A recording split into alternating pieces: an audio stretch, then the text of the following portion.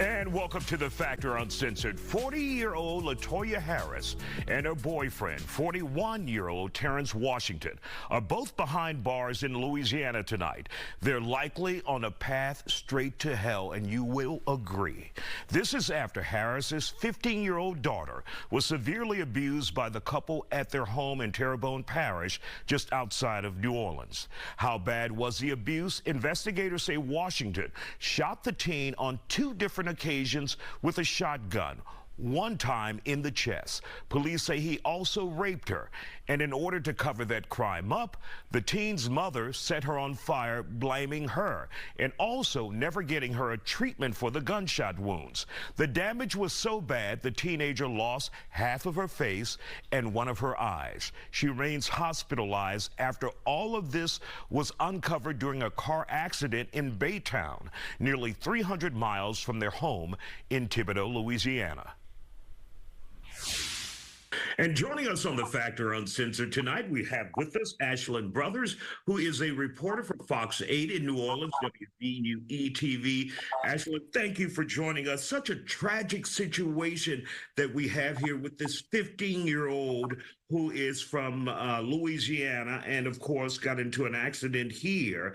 And that's why investigators found out that she was in distress and abused. But take us to the beginning. How did we get here?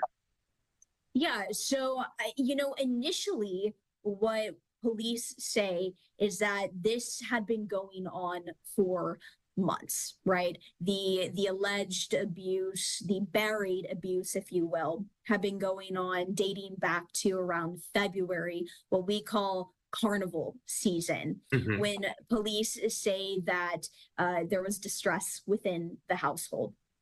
And right? Of course, we're talking about her mother and her mother's boyfriend. Yes. So she lived in a home with them. And from what I've been told by relatives, she had moved in about a year and a half before these incidents. So she hadn't been living there for too long. But what we've been told by police is that that's when, things started to go awry. That's when police say that the boyfriend admitted to sexually abusing the girl on numerous accounts, right? And then at that point, police say that the mother then burned the girl, and the police say that this was something that she was doing as a sort of cover-up for what had happened. Police also say that the mother blamed the 15-year-old for the incidents that had occurred. It wasn't until the shooting incident where police say that the boyfriend shot the 15-year-old on 2 different occasions that then they took off for Texas.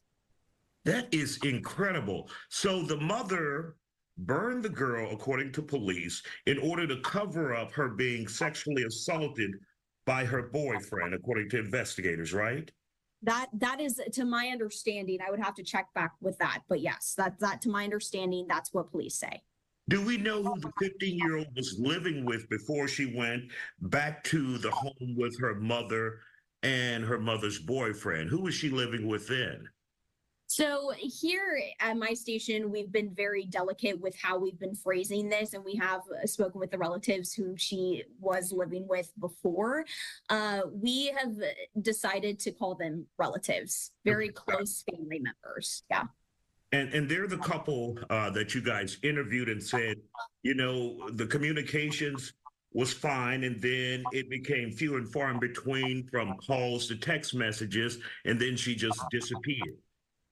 Yeah, and what these family members say is when they started cutting off communication, or rather when the teen stopped being as responsive, they say after revisiting with this teen once she was in the hospital, they say she was terrified, that she was scared, alleging that the 2 who are accused of these heinous crimes were sort of feeding her false information about what might happen if she were to come forward. Wow. And so they left Louisiana and came to Texas in fear that he would be arrested for harming her. And then they got into an accident here in Texas in an area we call Baytown, just outside of Houston, where then investigators, CPS Child Protective Services, saw the girl and notified other family members and said, you know, you need to, and the hospital saying, you need to prepare yourself. Just how bad was this child, Ashlyn, as far as the abuse and the injuries that she sustained? I believe she lost an eye, right, as well? Yeah, so they had to remove an eye. So they're working to try and get a prosthetic for her. Several face injuries from the pictures that I saw. We didn't share on air just because they're that graphic. Half of her face is burned off. There's no skin. You know, police say that she had suffered a gunshot wound to her chest and to her face.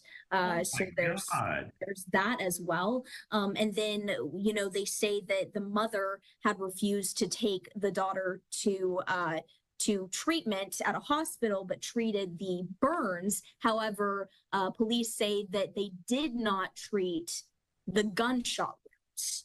So you can imagine what state she was in, having not received any sort of treatment for those.